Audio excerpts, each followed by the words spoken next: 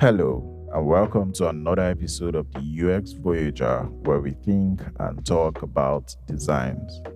I bet some of you are still bloated for eating a lot on the just concluded Eid Mubarak. Hmm, you are not alone. Alright, let's get into it. I know many of you do the if I perish, I perish. And it is particularly when you empty your bank account to satisfy some cravings or some long term heart desire. Well, you have been doing it for a while now and you survived. But I bet you can't try it in this economy because you would actually perish.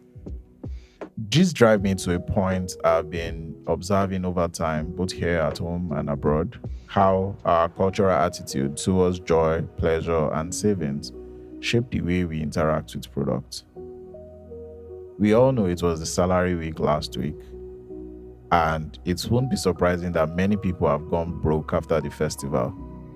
Even if there were no festival, what typically happens during salary week for salary earner is debit, debit, debit everywhere. You will notice that people are home playing, like people are partying, people are buying things without a second thought during this period. Even hangouts locations are usually full on weekends and all that. The Yoruba adage will say, "Ọmọ tó bá ṣiṣẹ́ dédé, ó yẹ kó lásìkò ìgbádùn," which means for someone who has worked hard, they also have the time or the right to enjoy what they have worked for. After all, who knows tomorrow? Well, I don't know tomorrow, but what I know is that after 2 weeks, we would become the most calculative person you would ever meet. On the contrary, what I observed during my readings and movies about the West is that young professionals, same age as us, maybe similar income levels, but they are doing something different when they get paid. They are calculating interest rates, they are talking about retirement plans. Something that amused me the most is the statement that they confidently say, "I can't afford it." Hmm. I was able to establish that Africans and the West have completely different approach to spending and savings. And it got me thinking how these cultural values affect the products we use and how we design them. Now I have to be careful here.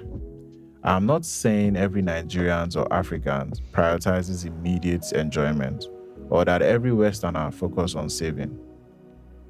That would be oversimplifying or generalizing, but they are cultural patterns worthy of exploration, especially when we think about designing products that usually and truly resonate with us. Think about it. In many of our communities across Nigeria and West Africa at large, we have this concept of communal support.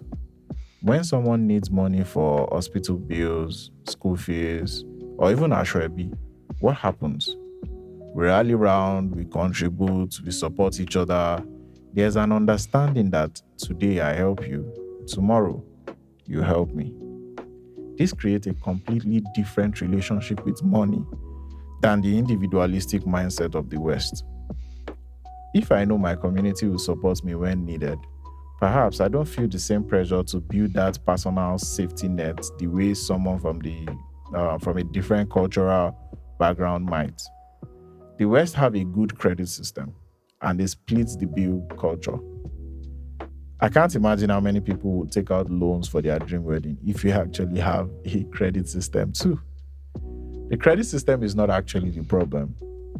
The people behavior, the user behavior is. I was reading about the concept of face and social standing in many Western cultures, and particularly the one that is tied deeply to financial responsibility. And what I've learned is that showing restraint is not just about having money later, it is just to demonstrate character and wisdom now. This explains why savings feature and loyalty programs that visibly reward long term commitment are so effective in those markets. A perfect example of this cultural difference is with the music streaming service. I discussed this in one of my podcasts, season 2, episode 4, why Nigerians won't subscribe. These people couldn't understand why someone would afford an iPhone and not their premium subscription models. So, if you do your research and you see the number of people using the free audio Mac version on an iPhone compared to actually using Apple Music or even Spotify. So the rigid monthly subscription to African feels restrictive more than liberating. When the same service was redesigned with family plans and bouquet that multiple people could chip in, their engagement skyrocketed. They had finally designed for the cultural context rather than just importing whatever it is from the West or the Asian community model of consumption. Let me bring this closer to home. This is where it makes sense to me that buying, buying Benz, top tier phones, or extremely expensive clothes are investments as opposed to liabilities. So we see them as assets because it requires significant sacrifice in other areas. And it's not just a tool, it is more of a social connector, social status, business enabler, that yes status symbol that brings that immediate joy and practical value. It also helps draw respect. People want to associate with you, do business with you. They even tend to trust you more. So people will treat you differently, even if it was borrow post. Hence, the fake it till you make it. I despise that phrase so much, but it's the reality of many Africans. So here's what I find very intriguing from a UX perspective, that the same feature can succeed or fail depending on how it is framed culturally. So we should look at the BNPL, buy now, pay later options. In the Western context, they are positioned as financial management tools, practical ways to possibly extend the purchasing power of the people. In the East, the Asian markets, they have often framed it around responsibilities and strategic plannings. But here in Nigeria and across many African markets, the most successful BNPL, buy now, pay later services, are the ones where until payment is completed before you receive your goods or even the service. So once you default, the service terminates.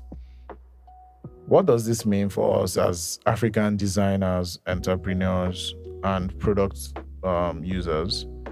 Trust me to always give you takeaways. So, takeaway one, recognize when you are importing design patterns. This design pattern might conflict with local values. Just because a saving app worked in Germany does not mean it's going to fit the financial planning system here in Nigeria. Takeaway two, our preference for immediate enjoyment is not about being irresponsible. It's often tied to community values and different perspectives on what makes up security and investment. Finally, takeaway three, we can design uniquely African products that balances the immediate joy with long-term prosperity. Apps that can help us save for meaningful experience rather than abstract futures. Our culture is based on this Yoruba adage that "Tí òkété bá dàgbà, ọmú ìyá ẹ̀ ló mú."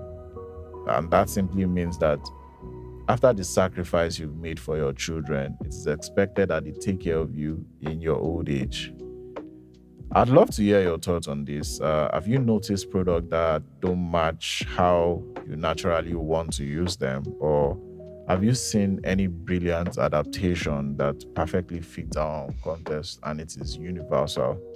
Until then, I am your host, Mubarak Babajide. See you on the next one.